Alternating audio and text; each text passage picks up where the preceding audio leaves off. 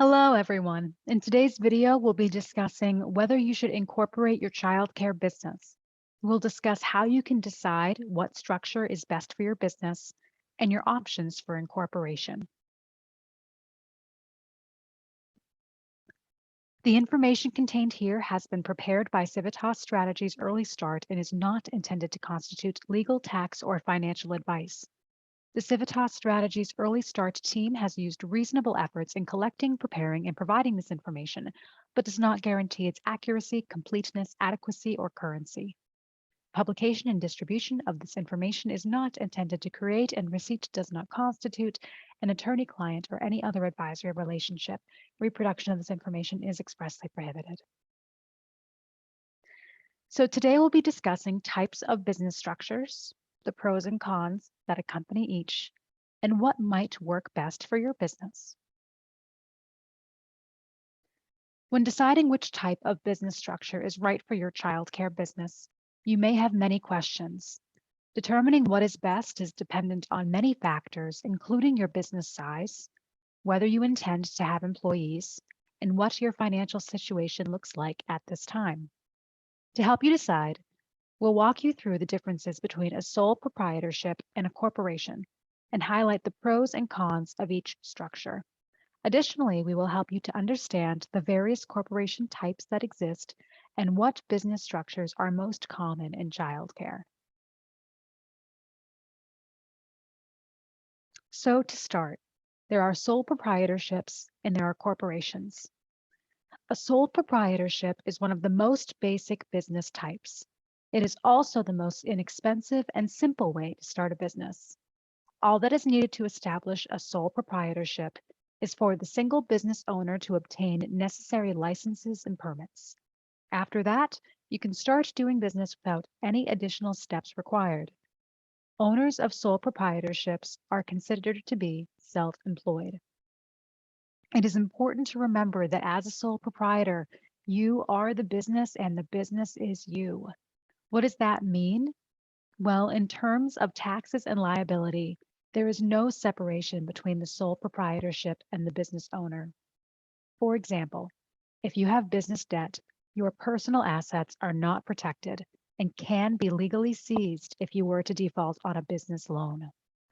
On the positive side, a sole proprietorship is inexpensive and easy to maintain each year, and you would have full control over all business decisions.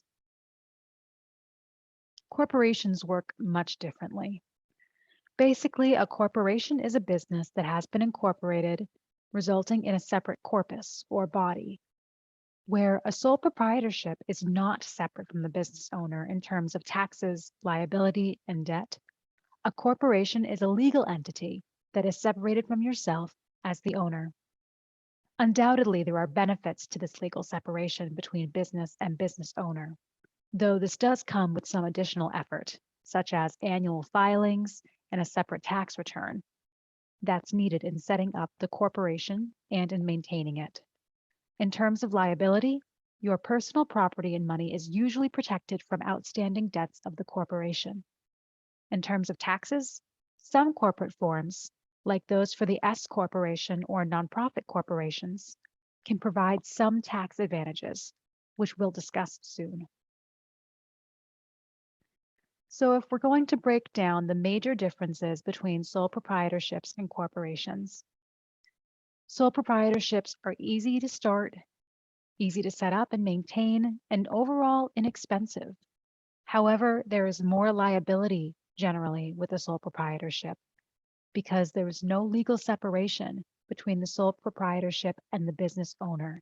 So personal and business taxes, liability, and debt are tied together. On the flip side, with corporations, you do have that legal separation between the business and the business owner.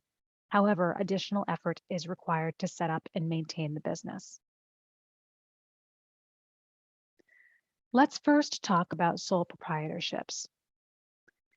In the early stages of running a sole proprietorship, most business owners usually use their own Social Security number as the tax identification number for the business. This is a quick and easy way to get your business up and running without having to do any additional paperwork. However, you can also get an employee identification number, known as an EIN, from the Internal Revenue Service.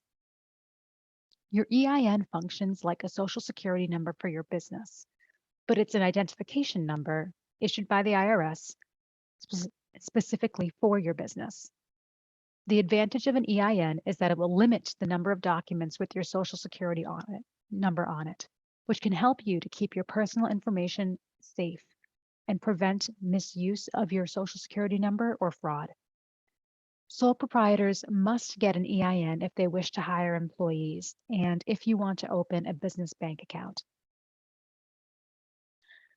A sole proprietorship is set up with the owner's full legal name as the business name, but you can also establish a doing business as name to use in your operations. This is commonly referred to as the DBA or the DBA name. For example, you may have a sole proprietorship using your own name, but you can create a DBA name that you can use in your marketing materials, signs, and other pieces of marketing information associated with your childcare business. Setting up a DBA can simplify how you do your business banking, and it can allow you to accept payments both in your legal name and in your DBA name. Additionally, creating a DBA can help you to define your business brand, which can be useful in your marketing approach.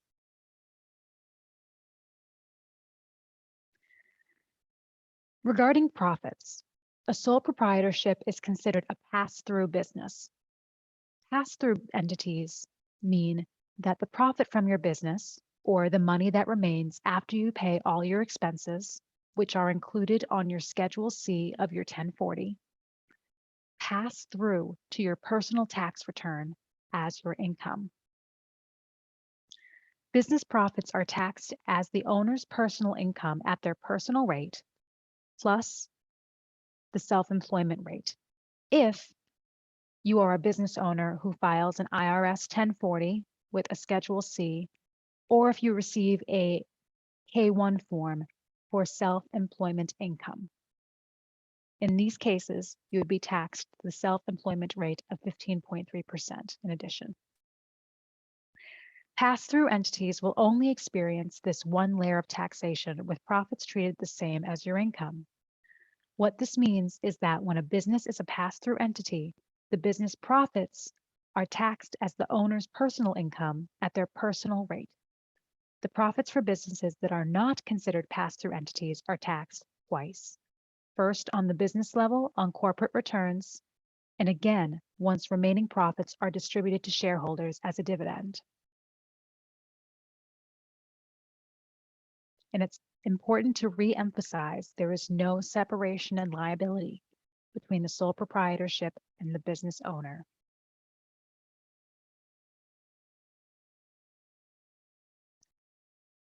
Now that we've provided an overview of sole proprietorships, let's discuss corporations.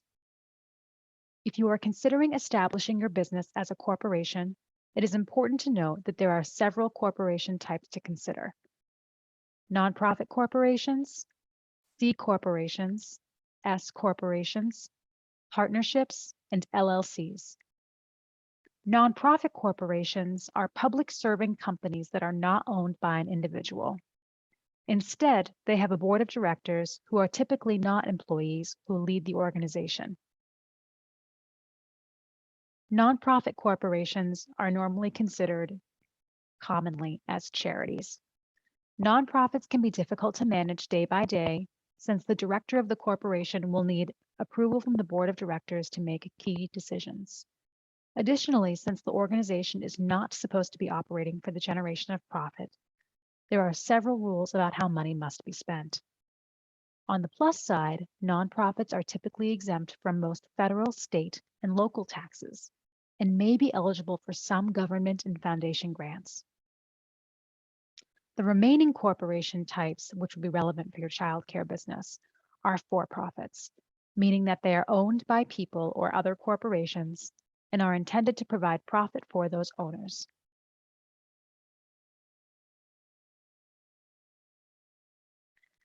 Most of the large companies you see and hear about are C corporations.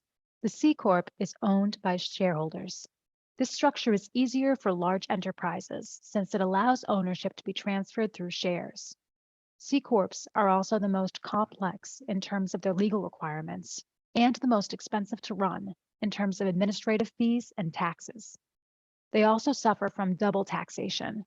That is, the profit from the company is taxed at a corporate rate, and then the owners need to pay additional income taxes on it. For most childcare businesses, the additional effort of a C corporation in terms of paperwork and taxes will likely outweigh the benefits.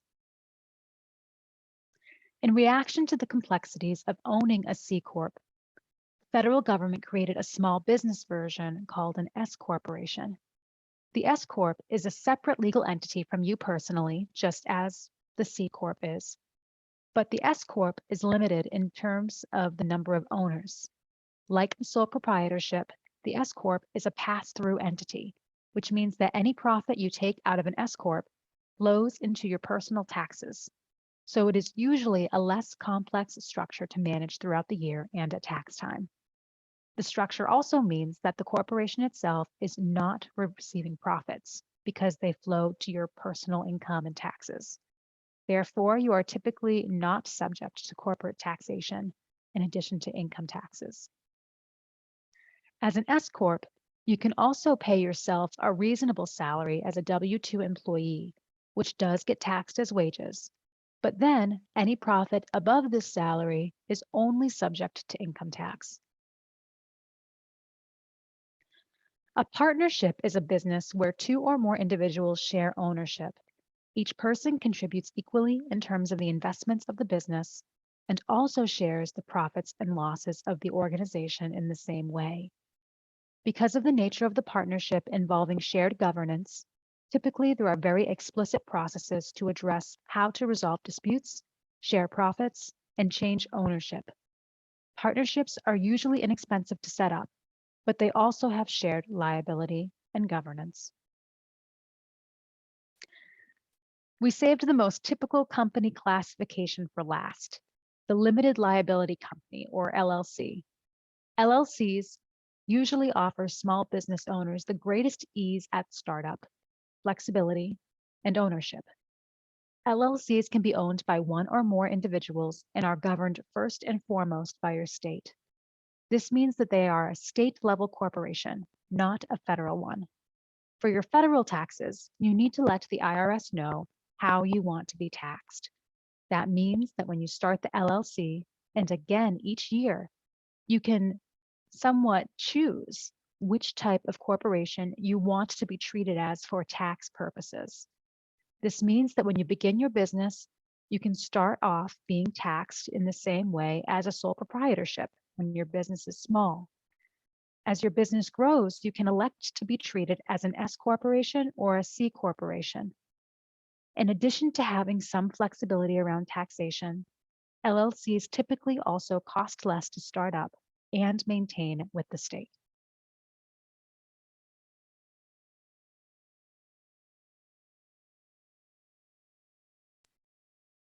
At this point, I'm sure you're wondering, which type of business structure should I choose? Well, the answer depends on the specific circumstances of your business and your current financial situation. Generally, childcare business owners set up their businesses as sole proprietorships, LLCs, or S corporations. These tend to be the best fit in the childcare industry. If you are just starting out, or if you are short on revenue or time, sole proprietorship could be a good choice for structure. However, if you have some time and some degree of cash reserves, forming an LLC can start to give you some benefits, even if you just do it as a single member LLC or as an LLC that files as a sole proprietorship for tax purposes. Starting up an LLC can be relatively inexpensive, typically under $1,000, and some people can do it themselves for less. And it can also be relatively inexpensive to maintain. Annual filing fees can range from $0 to $500. In exchange for that investment, you gain additional liability protection. your company, not you personally, would be primarily liable for any adverse actions, such as a lawsuit. Now, forming an S corporation can be more costly and time-consuming and includes the need to file a corporate tax return. However, there can be additional benefits beyond liability protection. For example, an S corporation owner is able to pay themselves a reasonable wage that is taxed as normal wages, and then treat money above that as a distribution, profit, which is taxed as income. The result, in many cases, is a lower tax bill.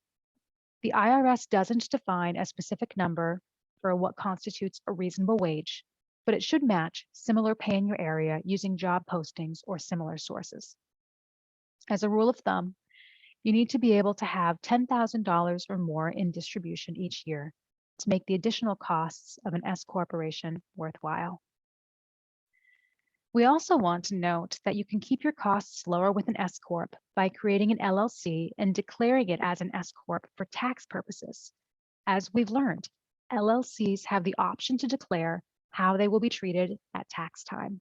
Since S Corps can pay the owner a reasonable wage taxed as normal wages, and then to treat profit as a distribution, taxed as a capital gain at your regular income tax rate, this option provides benefits at tax time.